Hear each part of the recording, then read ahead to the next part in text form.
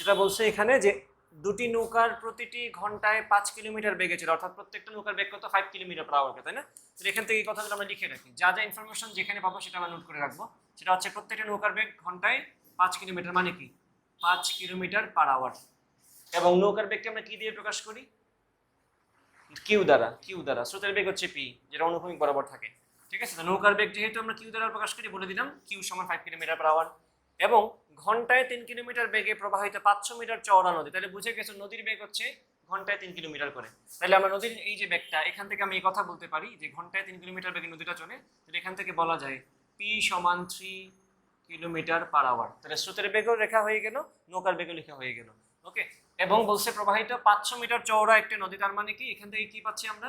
নদীর প্রস্থ ডি সমান হচ্ছে, যেহেতু আমরা কিলোমিটার নিয়ে কাজ করতেছি, 0.5 বলে দিই, 0.5 কিলোমিটার হবে এটা।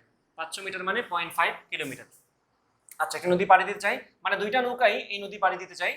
একটি নৌকা ন্যূনতম পথে এবং অপরটি ন্যূনতম সময়ে নদী পাড়ি দিতে চাই। প্রশ্ন হচ্ছে নৌকা দুটি একই সময় যাত্রা, মানে স্টার্টিং করবে তাদের একসাথেই, তাহলে তাদের নদী পার করার সময়ের পার্থক্য নির্ণয় করো। তো এটা গত ক্লাসেরও টপিক ছিল নদী নৌকা মেথ করার সময়, যে ন্যূনতম পথে গেলে কি করতে হয় আর ন্যূনতম সময়ে গেলে কি করতে হয়। বলো তো একটু কষ্ট করে, ন্যূনতম পথে গেলে আমরা কি করব? ন্যূনতম পথে গেলে আমাদের সরণটা হওয়া লাগবে লম্বভাবে। সেক্ষেত্রে আমাদের সময়ের সূত্রটা কি? সূত্রটা সবসময় সেম, নদী পার করার সূত্র সবসময় এটাই, d by q sine alpha. এটাতে তো কারো কোনো সমস্যা নেই।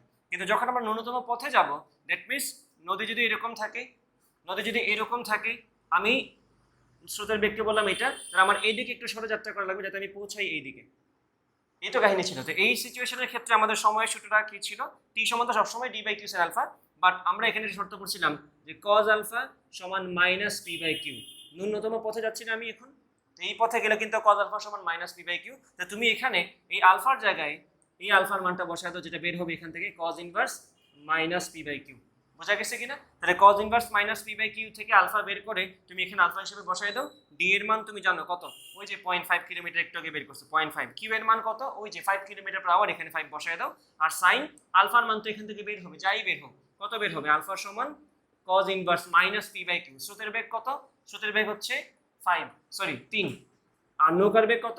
5, এই যে 3/5। আনসার যাই আসবে আলফা থেকে সেটাই তোমরা এখানে বসাই দিবা। সেই আলফার মানটা বসানোর পরে তুমি এখানে সময়টা পেয়ে যাবে, এবং এই সময়টাকে আমি বললাম T1, কারণ আমাকে দুইটা সময় পার্থক্য বের করতে হবে। তাহলে ন্যূনতম পথে নদী পার করার ক্ষেত্রে সময়টা হচ্ছে T1, সেটা এখান থেকে হিসাব করে যাই বের হয় সেটা বের হবে। এখন আসা পরের অংশ, অপরটি ন্যূনতম সময়। এটা তো সহজ একদম। ন্যূনতম সময় বা টি মিনিমামে যদি আমি নদী পার করতে চাই, সেক্ষেত্রে আমার আলফা কত হতে হয়? 90 ডিগ্রি। এটা তো সবার অলরেডি মুখস্থ হয়ে যাওয়ার কথা। তাহলে টি মিনিমাম, এটাকে আমরা T2 বলে দিই। সেক্ষেত্রে কি হয়? D by q sine 90 degree. Sine 90 মানে কি 1 না? তাই এটা লিখতে হচ্ছে না, ডি বাই কিউ। তাহলে এখান থেকে সিম্পলি জাস্ট ডি এর জায়গায় বসাও নদীর প্রস্থটা 0.5, আর কিউ এর জায়গায় বসাও নৌকার বেগটা 5। 0.5/5 হিসাব করে দেখো আনসার যা আসবে।